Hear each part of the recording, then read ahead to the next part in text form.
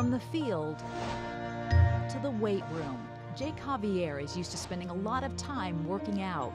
But now, instead of building his body for football, the former San Ramon Valley High School team captain is relearning how to move his body after breaking his neck in a diving accident at a swim party on the last day of school. And every day it gets easier, every day I get more energy. I'm able to stay up in the chair longer because that's one of the most energy draining things is sitting upright. So you're doing more in the gym today? Dr. James Crew oversees the rehabilitation program at Santa Clara Valley Medical Center. In Jake's case, he has paralysis of his hands, partial paralysis of his upper arms, and full paralysis of his lower body, including paralysis of several organ systems, including the lungs, the bowel, and the bladder. I'm just going to repeat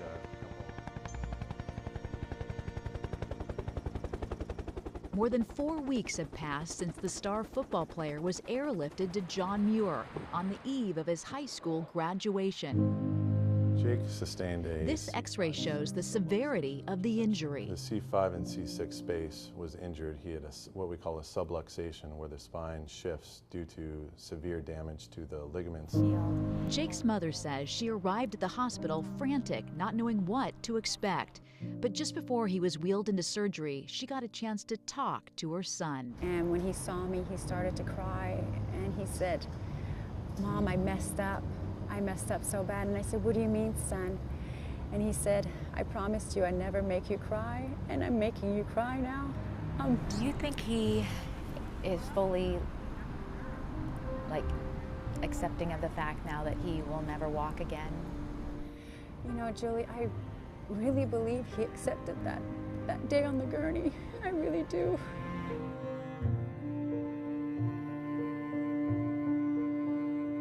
Doctors realigned Jake's spine using 2 metal rods and 8 screws. They say that relieved the pressure on his badly damaged spinal cord. But a new battle was just beginning. I got pneumonia and my lungs collapsed.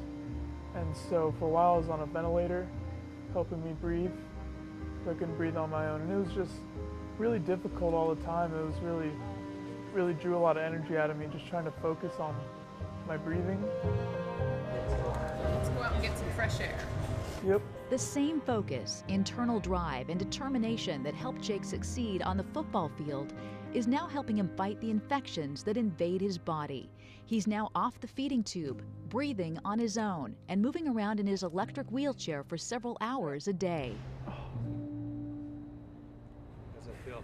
It's nice. I have to do a weight shift every once in a while, get the pressure off my lower back. How often do you need to do it? Every hour. For how long? At least a minute. Good answer. And in the past couple of weeks, Jake has started to show improvement in his upper body strength, gaining some movement in different parts of his arms. The important one that I have back is the wrists, because that's how I'm able to grab things. So moving forward, I'm gonna have to learn how to live my life just flexing my wrist, and it brings my finger and thumb together. He hasn't cried since. He hasn't complained since. He hasn't said, "Why me?" He hasn't acted sad. He's just been very stoic and focused, like the athlete that he is. Absolutely focused on what needs to be done next. Some of the best advice I've gotten is you have good days and you have bad days.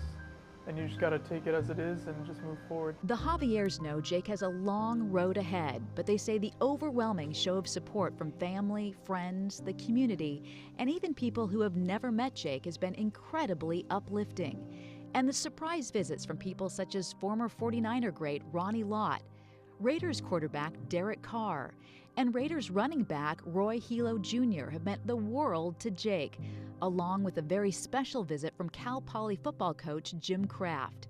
Kraft recruited Jake, and Jake was excited to begin playing football for him this fall. It's kind of crazy. I mean, the number of people that have been coming up to people that I know and asking about me. And I mean, I went through my phone earlier and getting texts from people I don't know and looking on social media and stuff and all the support. It's pretty crazy.